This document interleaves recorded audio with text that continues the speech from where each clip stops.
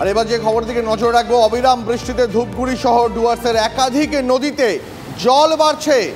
Lease নদীর জল ঢুকলো ওয়াসাবাড়ি গ্রামে, জলমগ্ন বহু বাড়ি।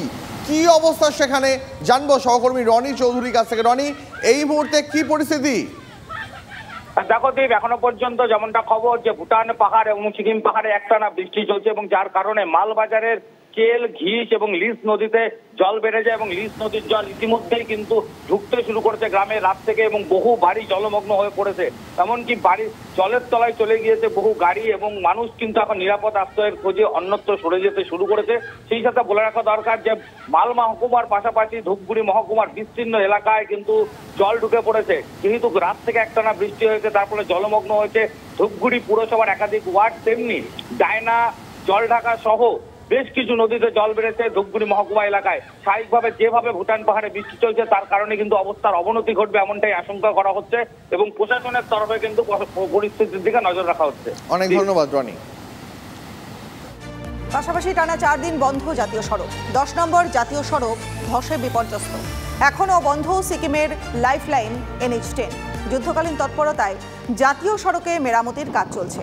পাহাড়ে টানা বৃষ্টিতে তিস্তার জলস্তর আরও বেড়েছে, দেখছেন সেই ছবি।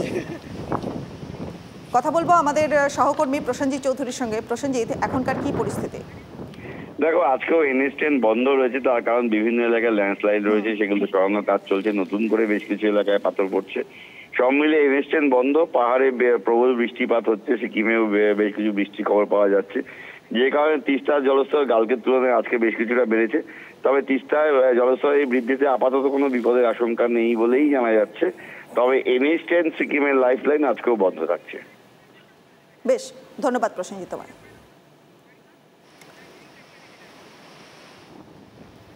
টানা বৃষ্টিতে বিপর্যস্ত দার্জিলিং। বন্ধ দার্জিলিং থেকে কালেবুং যাওয়ার রাস্তাও। দার্জিলিং থেকে তিস্তা বাজার হয়ে কালেবুং পর্যন্ত যাওয়ার রাস্তা বিপর্যস্ত। জল বাড়ছে তিস্তা নদীর।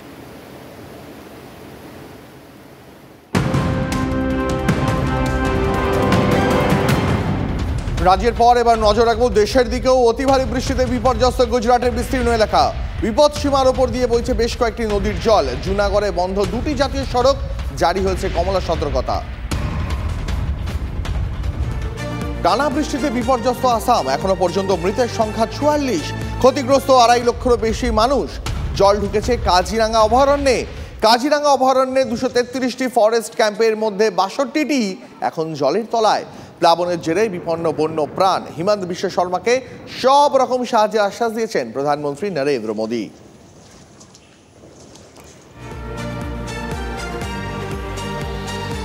হরিশ মুখার্জি রোডে গাছ পড়ে বিপত্তি। গাড়ির তলায় পড়ল গাছ, দুমড়ে মুচড়ে গেল ট্যাক্সি। গাছ পড়ে জখম সাইকেল আরোহীও।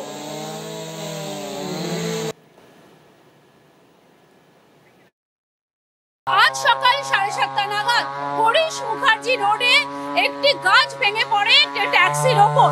ট্যাক্সিটা এই হরিশ মুখার্জি রোডে সেখানেই রাস্তার ধারে দাঁড়িয়েছিল এবং সেই সময় সাইকেল নিয়ে এক ব্যক্তি যাচ্ছিলেন এবং গাছটি তার গায়ের উপরই পড়ে। ঘটনাস্থলে পুলিশ চলে আসে এবং ডিজাস্টার ম্যানেজমেন্ট গ্রুপ, সেই ডিজাস্টার ম্যানেজমেন্ট গ্রুপে যারা প্রতিনিধিরা তারাও আসেন এবং ট্যাক্সিটাকে তারা কিন্তু উদ্ধার করেন এবং যে ব্যক্তি আটকে ছিলেন তাকেও বের করে আনা হয়। যে ব্যক্তি আটকে ছিলেন সে সাময়িকভাবে কিছুক্ষণের জন্য কিন্তু আতঙ্কিত হয়ে পড়েছিলেন। খুব স্বাভাবিকভাবেই তার হালকা চোট লেগেছে, অর্থাৎ হাতে এবং পায়ে ওই ব্যক্তির হালকা চোট লেগেছে। তাকে স্থানীয় হাসপাতাল অর্থাৎ SSKM হাসপাতালে তাকে নিয়ে যাওয়া হয়। হরিশ মুখার্জি রোড, যেখানে রাস্তার ওপরে এই গাছটি পড়ে আছে, সেখানে কিন্তু বেশ কিছুক্ষণের জন্য যান চলাচল নিয়ন্ত্রণ করা হয়।